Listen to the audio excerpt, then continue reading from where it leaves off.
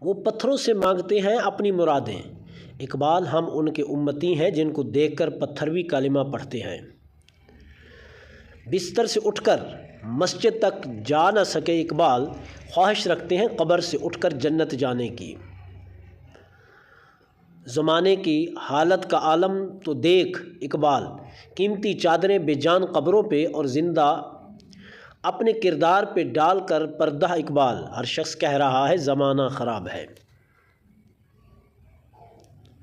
ہم نے محبتوں کے نشے میں اسے خدا بنا ڈالا، ہوش تب آیا جب اس نے کہا کہ خدا کسی ایک کا نہیں ہوتا۔ علم جب تک زندگی سے سوز و ساز حاصل نہ کرے اس وقت تک طالب علم کا دل اپنے علم سے لذت حاصل نہیں کر سکتا۔ کچھ تکلیفیں ہمارا امتحان لینے نہیں بلکہ اپنے ساتھ جڑے لوگوں کی پہچان کرانے آتی ہیں۔ ایک سوچنے والے زندہ انسان کے خیالات میں تبدیلی ہوتی رہتی ہے، نہیں بدلتا تو پتھر نہیں بدلتا۔ زندگی دوسروں سے قرض نہیں لی جا سکتی، اسے خود اپنی روح کے اندر روشن کرنے کی ضرورت ہے۔ تم کامیاب اور ناکامی پر نظر نہ کرو بلکہ اپنے مقصد تخلیق کو پہچانو اور جد و جہد کیے جاؤ۔ تم کامیابی اور ناکامی پر نظر نہ کرو، اپنے مقصد تخلیق کو پہچانو اور جد و جہد جاری رکھو۔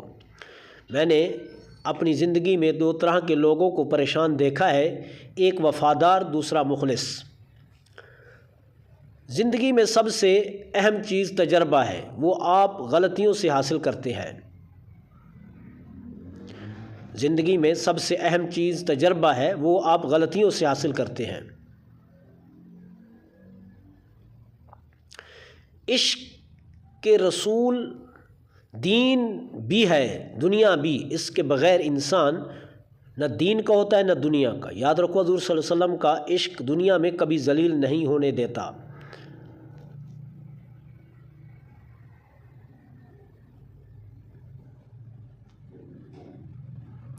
زندگی موت کی ابتدا ہے اور موت زندگی کا آغاز۔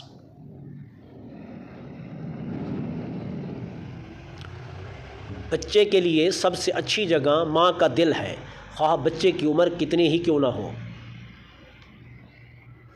زندگی ایک ایسی جگہ ہے جس کے اندر روز آنا کوئی نہ کوئی نیا سبق سیکھنے کو ملتا ہے۔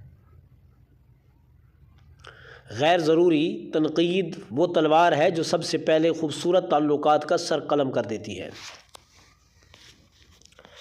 اپنی ناکامی سے ہی کامیابی کا رستہ بنا لو، کیونکہ ناکامی ہی کامیابی کی پہلی سیڑھی ہوا کرتی ہے۔